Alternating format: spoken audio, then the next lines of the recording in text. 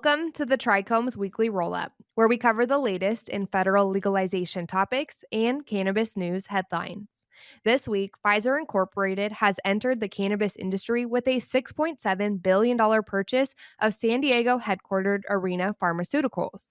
In Florida, more than 40 people were hospitalized and 2 died from poison synthetic cannabis, while California's Department of Cannabis Control announced its plan for 2022.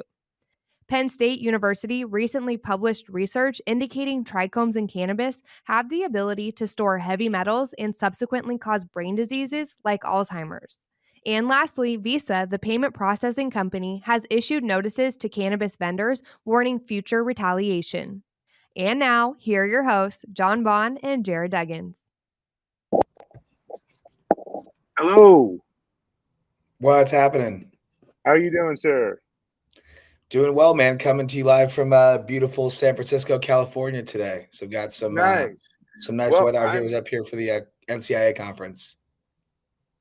Yeah, I'm having technical difficulties with my headphones now. I don't know what it is. It's all good, man. I'm sure we'll find a way through it.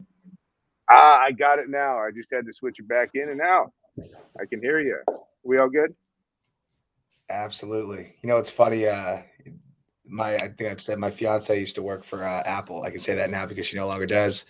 And we see this all the time. I do this all the time. I'm a user error person. I'll always sit there thinking that I can't get something to work, and then I realize that most of the time there's something that I was doing that could have been changed pretty easily. But we're here, man. I was freaking out. I was need to sweat. So you're in San Francisco? Is that what I heard? I am, yeah. They had the NCIA conference up here this week, which was cool. It's more regulator and investment focused, but always great to see our dispensary partners we work with. I got to go check out Burners on Height, which is the Cookies flagship store, which is awesome, and they've been a customer of ours for forever. And just being back out in dispensaries, man. There's so many, like even in California, there's a difference between SoCal shops and Bay Area shops, and I appreciate those experiences. So it's been cool. How's the week down in Southern California, brother? It's been, actually a little less like Southern California, a little bit more like Oregon the last little bit. It's been dropping down into the 40s and 50s and slightly rainy. But, totally. We just like what every Californian says when we get rain, well, we needed it. We needed it, and we did. Totally. Oh, yeah. So, yeah, it's been good, though. It's a recovery week for us over here at the office and doing that kind of stuff and getting ready for the holidays. But, you're still on the circuit as far as these conventions go. Do you have anything left, or do you get to go home for the holidays, as the saying goes?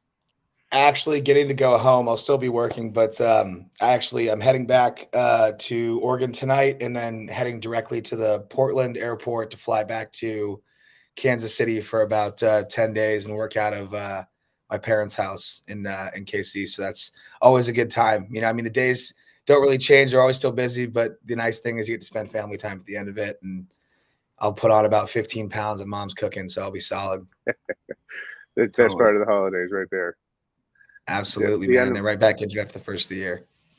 There we go. And on to new year, new us when it comes down to physical and eating and good habits. We'll see when we get there, right? Diet starts tomorrow, man. Always. Yeah, well, day after tomorrow for me in most cases, but yeah, totally, man. Right. Absolutely. On. Well, hey, I'm super glad you joined while you're on the run there, and it sounds like we're doing good as far as the audio goes. So thanks a lot for joining from San Francisco as always. Well, not as always, but joining as always. And yeah, hey, there's been a couple big things as far as news goes and that kind of stuff. But one of the first things I wanted to start out with was we were talking about California and the DCC and California in general is dealing with a lot of. Well, we've got the illicit market happening, or and then you've got robberies happening, and that's happening up in San Francisco. You've got these things happening, so it's hit after hit for a lot of these cannabis dispensaries and brands that are going on right now. And the DCC is coming up with ways to try to combat this, and they're serving search warrants and they're doing that kind of stuff, and really,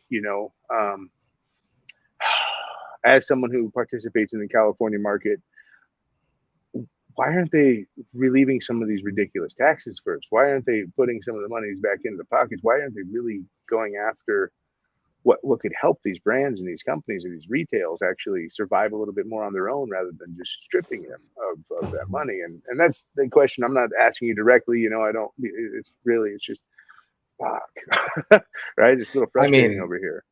You know, if in my totally subjective opinion, it's one of those things where I think it's a little bit short-sighted, right? I mean, the business case for legal cannabis has always been built on the back of taxes, and to generate a higher tax revenue for the state now by also subsequently putting businesses out of business because they can't afford to stay in business with the way the tax rate is going to hurt the program long term. And so I'm hoping there's some kind of underlying thing that I'm missing in terms of like why it makes more sense to put the screws to cannabis companies today rather than allow them to flourish. And, you know, obviously there was extensions on particular things within California that helps, right? But like the scenario is there's no tax revenue of cannabis companies going out of business. You know what I mean? And that's like, it's a very difficult thing to work through when, you know, couple that with, you know, competing with the illicit market, competing with companies that don't have a better go-to-market strategy than be cheaper than the next company. And, you know, it's like the cost to grow quality cannabis and produce and sell quality cannabis products at the retail level or on the delivery side is still the same. So regardless of whether you want to charge $50 an eighth or $30 an eighth, the cost to grow that product, you know, obviously with some ratchets in there is relatively the same. So it's one of those things that we really need to like, I think, be better about as a group that's pushing forward legal cannabis and find ways out of that. And really the only way to do that is by letting people know the impact there. Yeah, it's weird. It's because, you know, while they're saying they're trying to squash the illicit market, right? At the same time, it feels like they're trying to push all the people that have made the journey here in California almost out with taxes for the new regime or whatnot. And one of the, for instances I'll give you is I work with distillate. I work with biomass turning into distillate right now. And the tax on the plant, right? $45.96. And it just went up by, you know, off the top of my head, I can't remember exactly what it was, but it went up by 8%. And so that's, you're looking at, let's call it a square $47 per pound. If you're yielding under 10% on that, it's not even worth it to sell it. That's $1.70 in taxes. You know what the price on distillate in California is right now? $2.50. There's not even an operational fee in that. They're literally killing operators right now. They're literally killing the farm. But what are you going to do? Go ahead. Sorry. No, that's exactly it, man. I didn't mean to cut you off. It's just, you think about it and it's like, you have to do one of two things as an operator at that point. You either pass that tax on as you're selling it and build that into the price point and risk either not having the retailer or the consumer select your product and I can go to the illicit market because they can get it cheaper. Or you don't pass that on, you eat the cost because people do expect it to be a relative price point. And then you can't get rid of your product. You can't generate revenue and the business goes, it's just a very tough decision. Like, you know, death by 1,000 cuts or like, you know, one big slice. That's a terrible analogy, but you know what I'm saying, right? No, it's well, you stated it. Yeah, you stated it perfectly. I told you about a little article I'm working on right now, and that's it. Death by 1,000 cuts. The California, the legal California market story, right? It's getting ridiculous, but I'm a little more impassioned about that here because essentially I'm watching all these people who have been putting forth the good fight, right, and trying to bring a legal market, you know, to prevalence. And there's not enough stores being open. There's not enough. It's being squashed, right? And so there's not enough insights as into what's actually happened to the market over the last 2 years, right? Is really the ends dumped out, and while a lot of the retail numbers stay the same, is that the value of the crop and the people who keep the industry going, the farmers, right? The value of their crop is dumped so much that it's become damn near commodity driven here in California. Well, not damn near. It literally is. It's a commodity now, and totally. you know, distillate prices are slipping down into what CBD was after the market got flooded, and it's just ridiculous. You're looking at, yeah. I mean, and looking at the way they wrote that up, and again, this is just my interpretation of it, which is what I feel like all cannabis legislation is like everybody's interpretation of how they push forward. It sounds like those taxes, part of them, and the increase and keeping them where they're at pays for the additional bodies in the field to like eradicate some of the gray market stuff, which is just a really, again, this is just me thinking from like a business lens, very expensive way to fix that problem, right? And honestly, one of the hardest ways to track from like, is this working or not, right? Versus, right. I mentioned this before, but the retailers, there's like the illicit market will always be there, right? And there's a lot of legacy operators that have put a lot of time in to go legit, and now they're doing the right thing and paying taxes, staying above board. It's almost like I attribute to almost like athletically, right? Like the companies that are working hard to do things the right way are going to continue to run the people off the team that are not working towards that goal, right? And those things, in my mind, will probably police themselves, right? But that even comes down to like the mismanagement of what the problems are, right? Like the thought that we have to like build a team to be heavier on the policing of like gray market activities in the cannabis space. Way more work than just making sure that businesses that are doing it the right way can be successful, and like maybe putting together programs like, I don't know. There's just a lot of things that could be done, I think, rather than just simply throwing more tax dollars at it and being misused. But, right. Here we are, right? Here we are, and DCC, if you want any help on that, you can reach out to John and myself personally, and I'm sure we'll give you everything you need to fix the problem perfectly. Yeah, we have all the answers, exactly. sure. All of them, right? And look, there's always more than one way to look at it, but even to that point, maybe if there was some kind of more clear-cut message of why this is being set up this way, I think people might have an easier time digesting it. But that's also an equal part of the problem. Right. Definitely. Totally. And well, that's the thing behind it is, and we're talking about the gray market, the illicit market, and what the hindrances are, and really what's happening. And today's lineup includes two things that really are profound in markets where recreational isn't available, and or there isn't a profound medical market that helps alleviate things. And Florida, the poison control with the spice that's still going on, and they're still calling it marijuana, and it's like, hey, really, if there was a way that in those places they had a spot where you could only get cannabis here, right? Not in your smoke shop, not at this, not at that. Hey, spice is being sold as cannabis, right? As marijuana. It's not being sold as hemp in smoke shops. It's not being sold as D8 or D10 or any of these other things we're talking about. Spice is being sold in packets to kids that could still get it at over 18.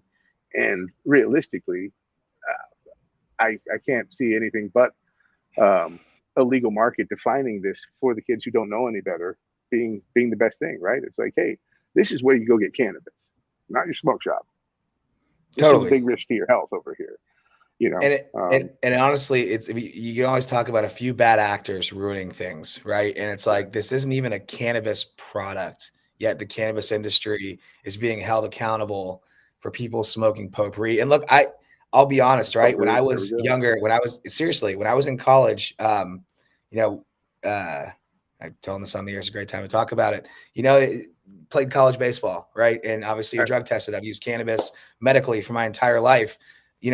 Terrified of losing your scholarship, you ingest some of that spice, and it is horrible for you. I mean, like, I just remember like you almost like lose your vision for a second and get a pounding headache in the front of your forehead. And you hear all of these stories of like, spice, which leads to like the bath salts and all these things, people basically trying to find inexpensive ways to like alter their state of being. And it's really unfortunate that people ingesting poison that has nothing to do with cannabis, literally nothing, is being associated with the cannabis industry. And yet now the cannabis industry is held accountable for that. They're saying synthetic marijuana is bad, right? Well, of course it is. Of course it is.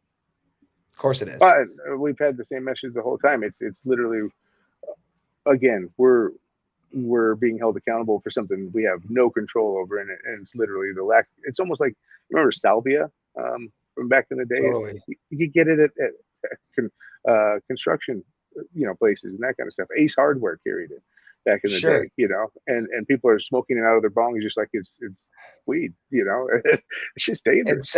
And salvia is not great for you either, but it's not spice. Spice is literally like potpourri and aromatic, like let's make the room smell good, and people are smoking it. And it's like, what do you think was going to happen? Never had an right? experience. I only had salvia too. So Yeah. you put out the spice out there. I'm saying I've tried salvia before. It just, Totally. but yeah, that was wicked. It wasn't something I wanted to do again. And yeah, no, I mean, people get tricked into it. It's like weed, it's like cannabis. It's just going to smoke a bowl. It ain't funny to sneak one in on someone like that either. So no, not at all.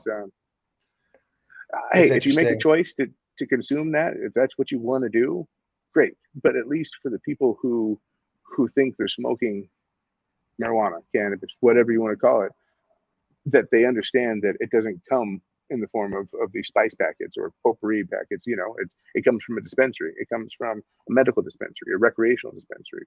No, it's not going to be available to you at under 18, and so that's, one of the other things we're coming, into contact with is that the dangers of people confusing the products. But then again, the trichomes having heavy metals is the other part of that unregulated product, right?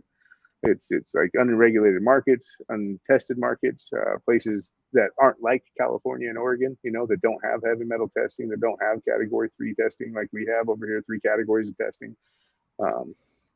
You're going to run into heavy metals. And now there's this study that's coming out that these studies look at possible health effects surrounding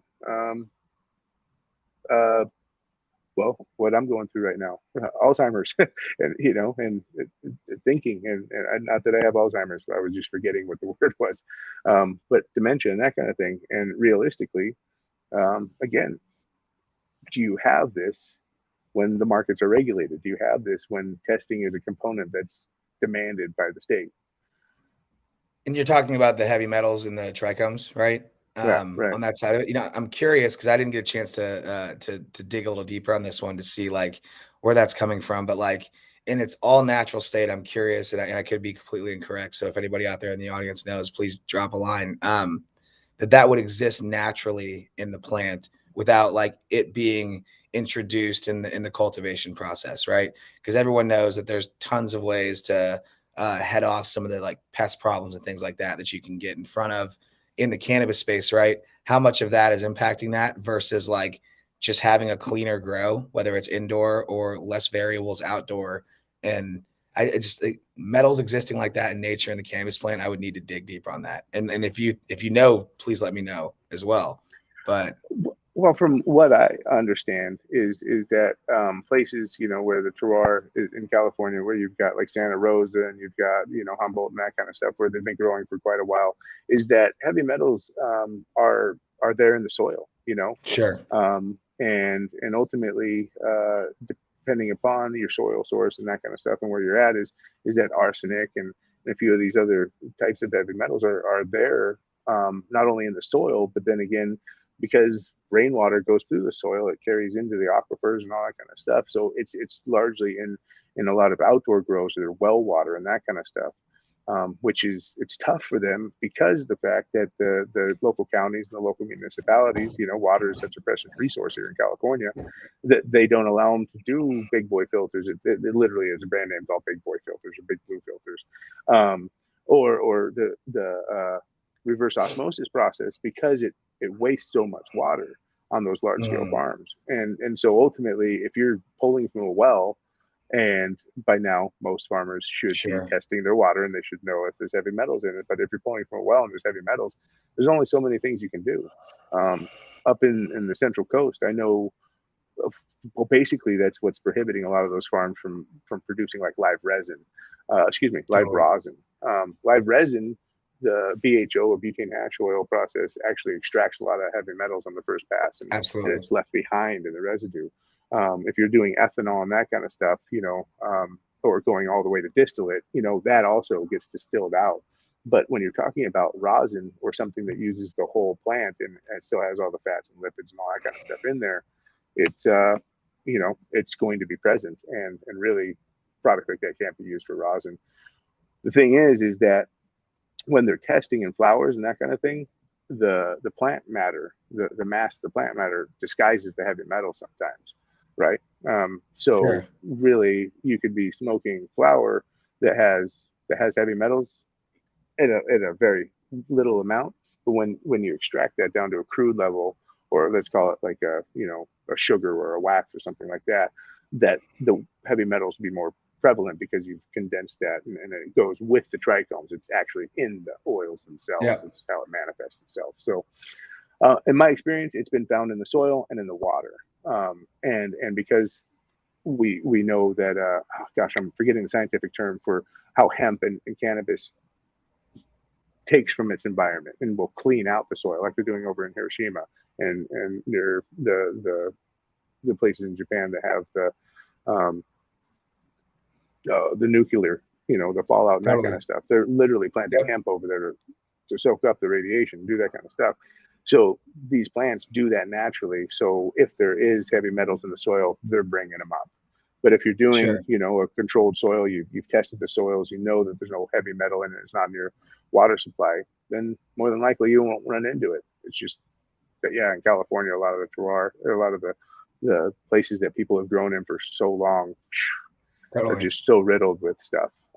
And a lot of the farming land they're doing up in Santa Barbara, it was farming land before, and they don't have the same restrictions on it. So totally. That makes all the sense in the world. And, couple that with the California water situation. And I think it makes it pretty tough to find a way out of that. Totally.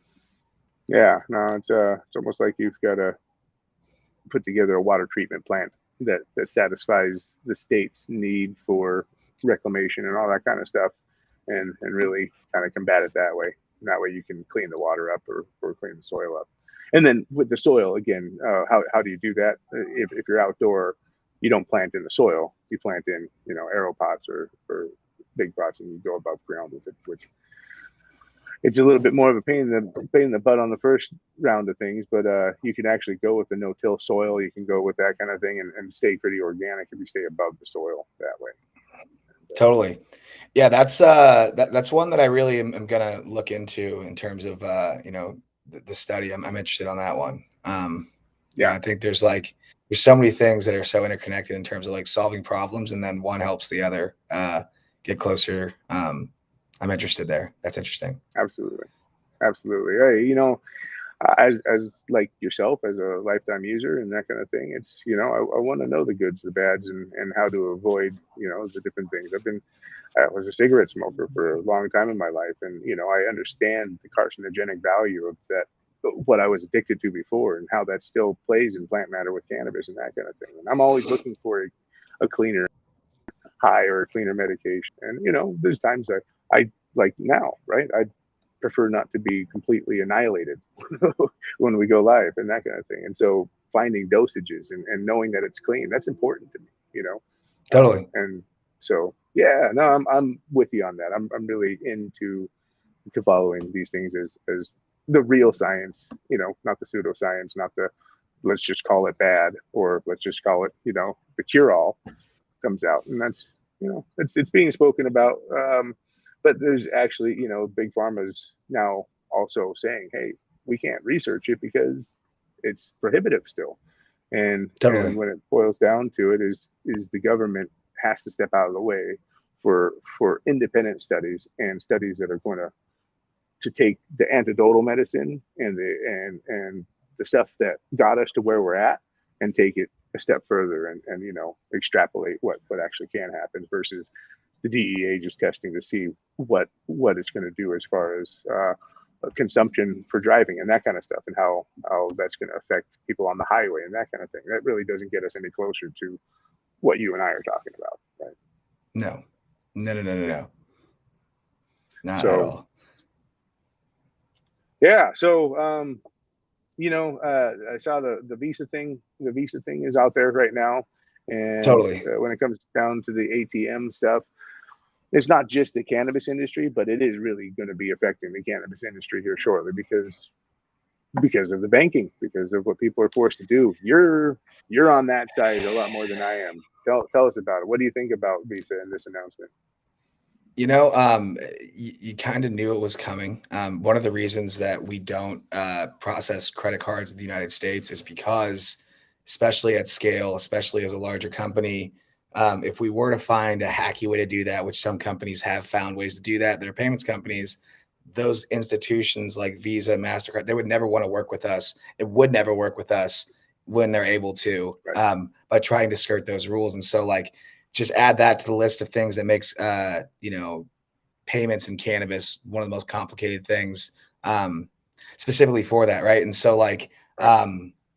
you kind of know that crackdown was going to come. Sometimes you wonder, like, is that something that is already in motion? Is there already, like, we've definitely seen the feedback from our customers that are helping folks work through those decisions Mm-hmm. and helping put them in the right spot there. But you see these things and the way these statements are made, and they're so definitive.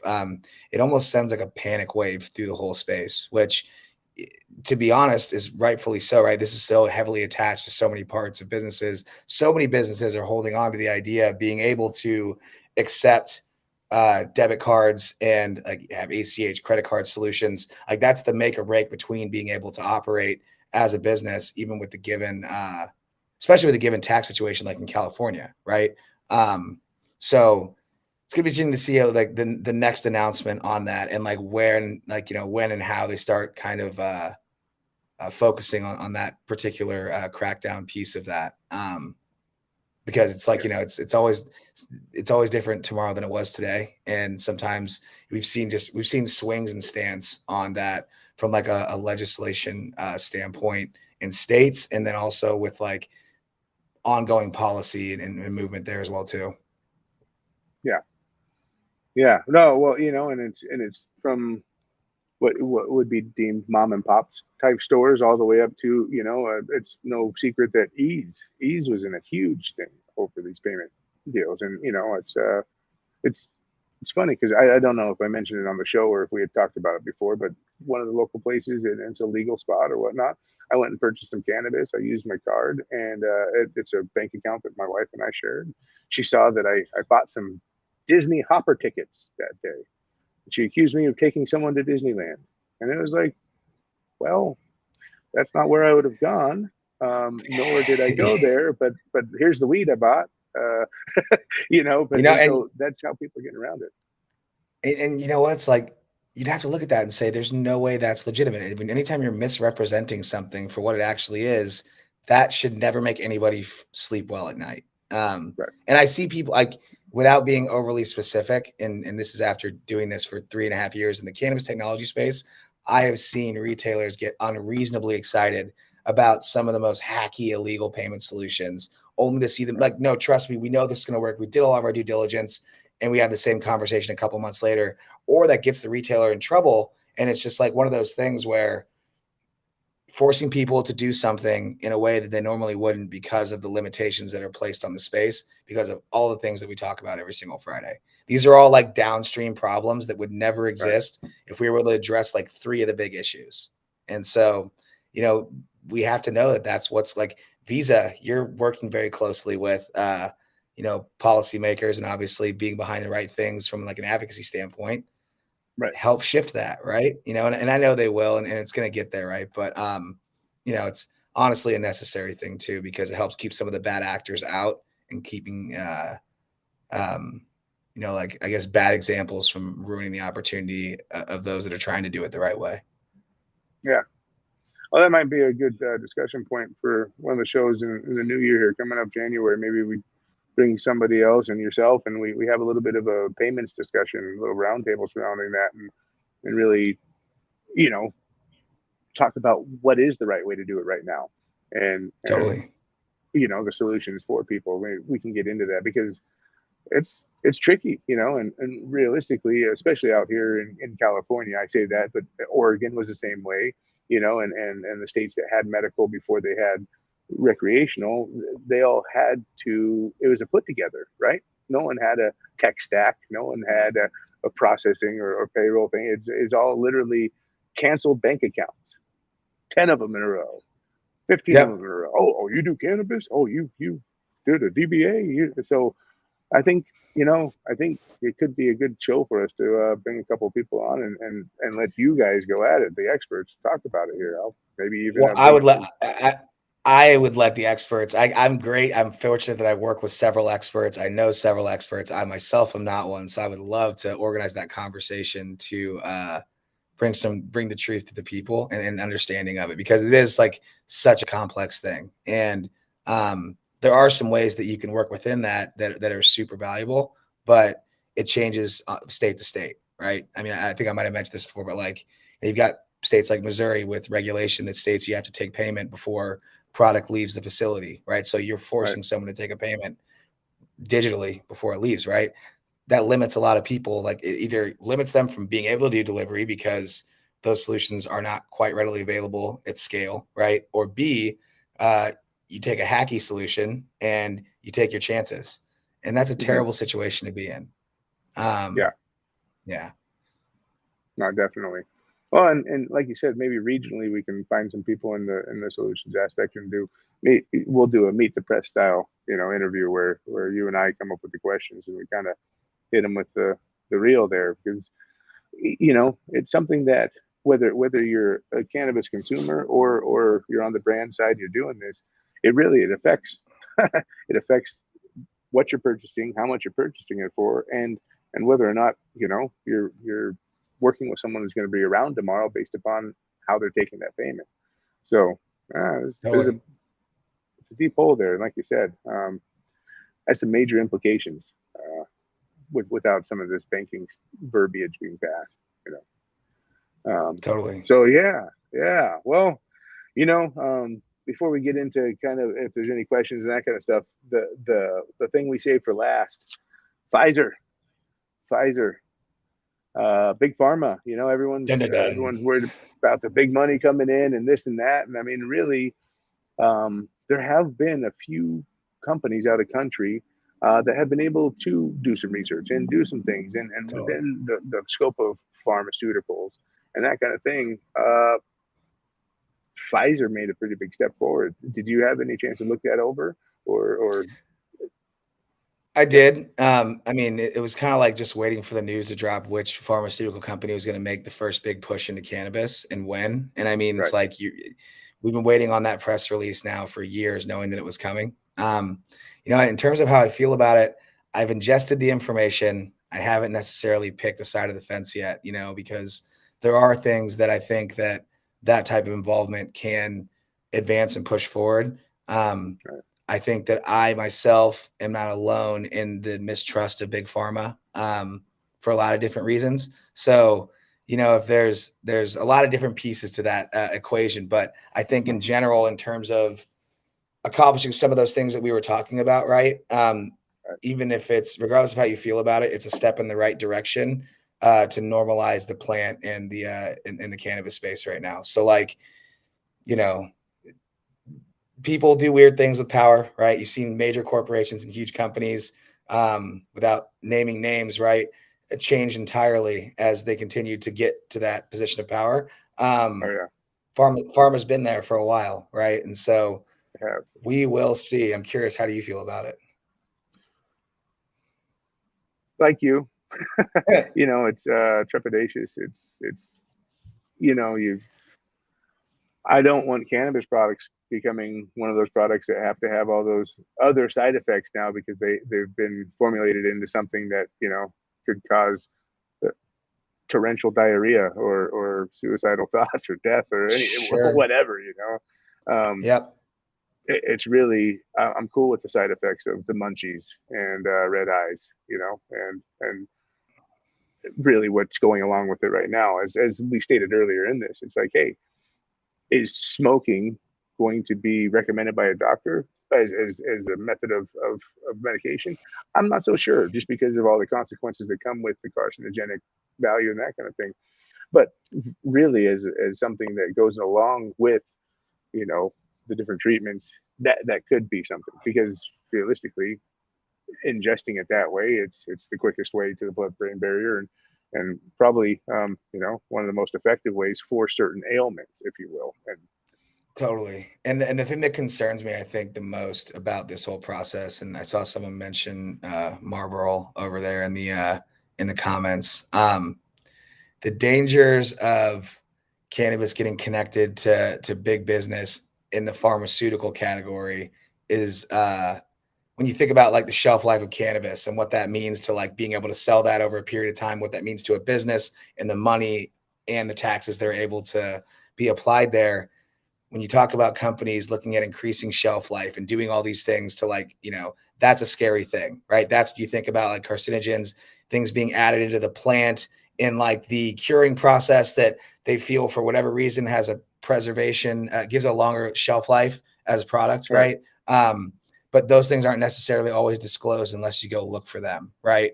And so, to be honest, if I, you know, as we're talking about it, I wish we had a better sponsor than Big Pharma for our first big push into that type of stuff, you know, because I think like there's so many things that need to be defined there, you know, and it's I'm dancing around it lightly, how I feel about it personally, but I think it's kind of implied. I don't have a whole lot of trust in that situation. No, and I mean, oversight should be there and that kind of stuff with it, but realistically, and oversight by who, right? Yeah, right. Because here's the thing: if the people like providing the oversight are as crooked as the groups that are actually doing it, then where are we at? You know, absolutely. You know, but like again, though, like in terms of medical and, you know, things that, you know, cannabis as a medicine right now, that's the only way that we can get. We're not going to get there from like a commercial distribution level if we don't have some sort of involvement from pharma. I just don't know that necessarily needs to be, this is where all of our cannabis comes from. Because that would change things for me dramatically in terms of how I look at the plant. You know, I'm big in the plants over pills argument for a lot of things. And I'm also big on the, you know your farmer versus the pharmaceutical way of doing things, pharmacy picking up. It's interesting. Let's put it that way. Know your farmer versus guess at pharma, you know? Totally. Exactly. This is, you know, when it comes down to it, medically speaking, I think the isolation of different cannabinoids and terpenes and that kind of stuff can help, you know, the advancement of certain aspects of it. But really, yeah, no, it's going to separate out into two markets. It really is going to have to. I'm not sure if Pfizer or those people are going to want to, you know, participate in the recreational market, or if they have any inclination towards sourcing anything from you know, medical and or recreational market being grown that way right now. Aside from the stories we're covering, there's another story about what was it? It's not from the yeast; it's from a different bacteria where they're, you know, they're deriving cannabinoids from something opposite of cannabis. They're not growing the cannabis plant, and they're coming up with the same cannabinoid profile and all that kind of stuff. And as much as I would prefer, well, as much as I detest the thought of them actually using something like that rather than taking it and taking the time to learn about the national profiles and to grow these the right way and extract the right way and build things from a natural base rather than synthetically recreating it.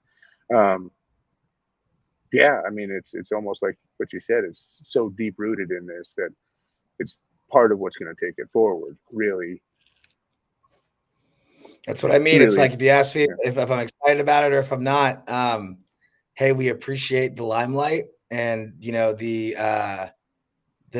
push towards normalization, right? Because that's obviously a part of it.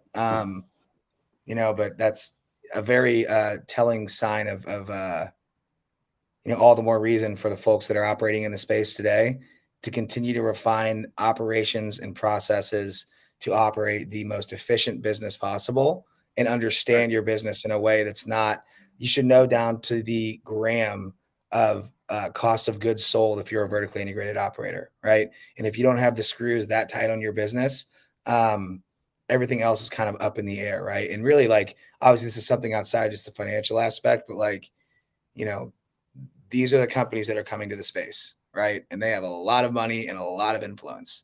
So when you think about the only thing that money and influence can't impact is like the things that you can take care of to be successful every single day. And that's the importance there. You know what I mean? If nothing else, it's a glaring sign that there is institutional money coming to the space. I mean, it's already here. Absolutely. Absolutely. Well, and it's going to be on the community and folks that are in a position with the labs and that have the ability to do things in house right now under the given laws to take a step forward. One of the groups that I know had some early process patents out there, Guild Extracts, right? They're going to be in a position to fight for some things, that THCA extraction and reformulation. I was hanging out with Claudio from Guild last night, man. They're oh, nice. He and Brad, they're pushing forward, dude. And it's folks like that, right? Like they're doing it, they're speaking so intelligently and with so much data behind what they've been doing. They've been doing it forever, right? That's the things that make impact. Those types of people stepping up and coming forward.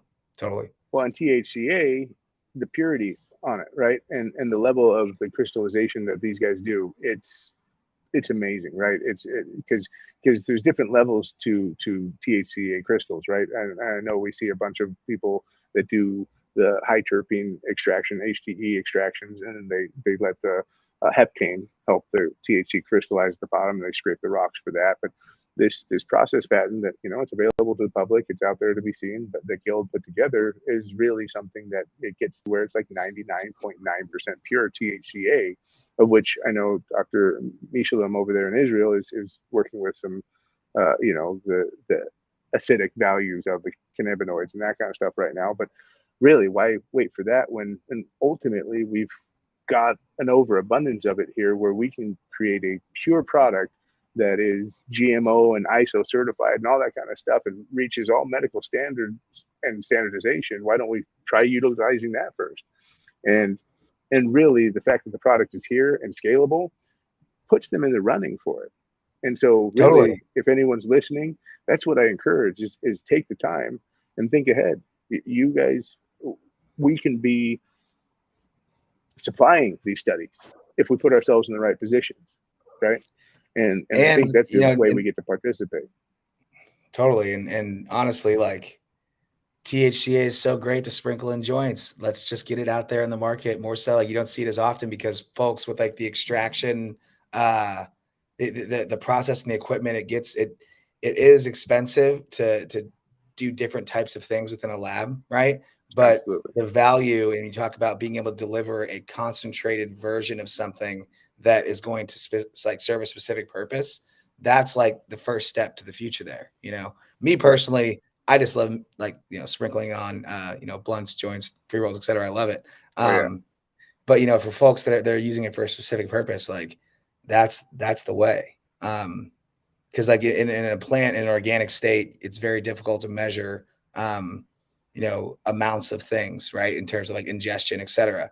Whereas like with the concentrated form, and it's all lab tested to relativity of like, within the distillate, whatever, right?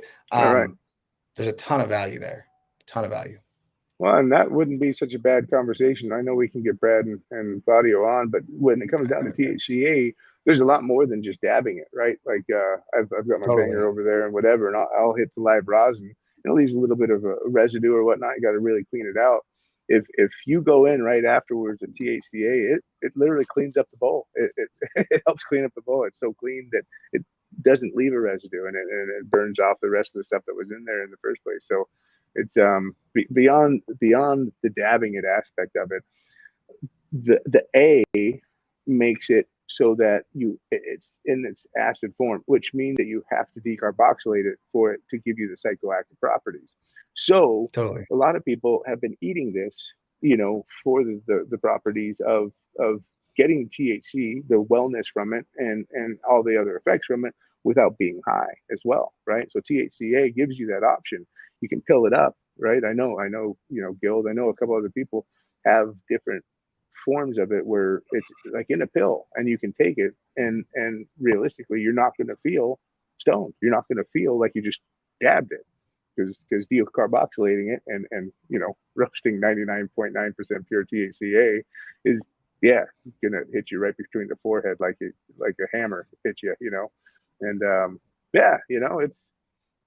it's great stuff. So we'll have to bring them on, because maybe they can inspire a few people along the way, and maybe some people in the audience will hear something that can help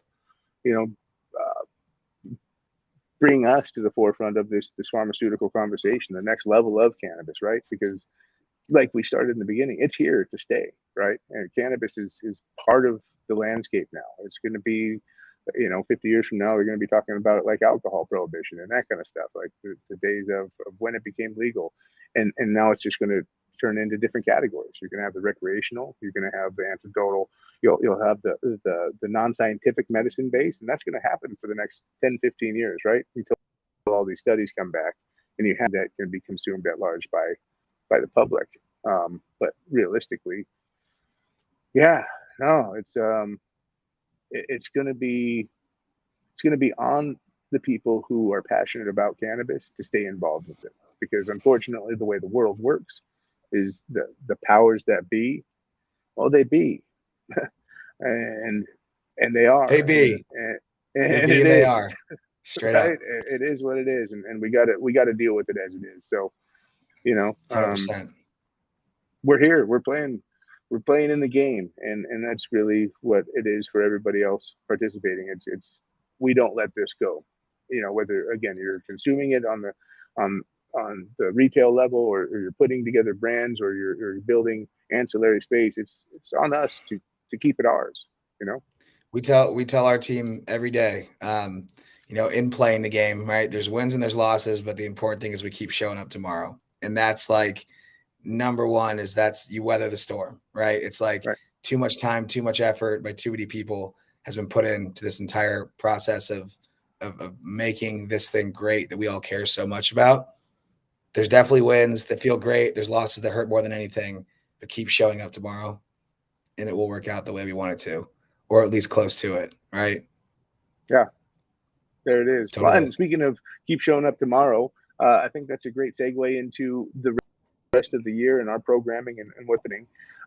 So as for the holidays, John and I will be not showing up for next Friday or the Friday after for the weekly roll up. We'll be going ahead and taking a hiatus. This was a great beta session. We really enjoyed everybody tuning in with us on YouTube. We're trying to dial some things in for going live and having our first real long live production happening.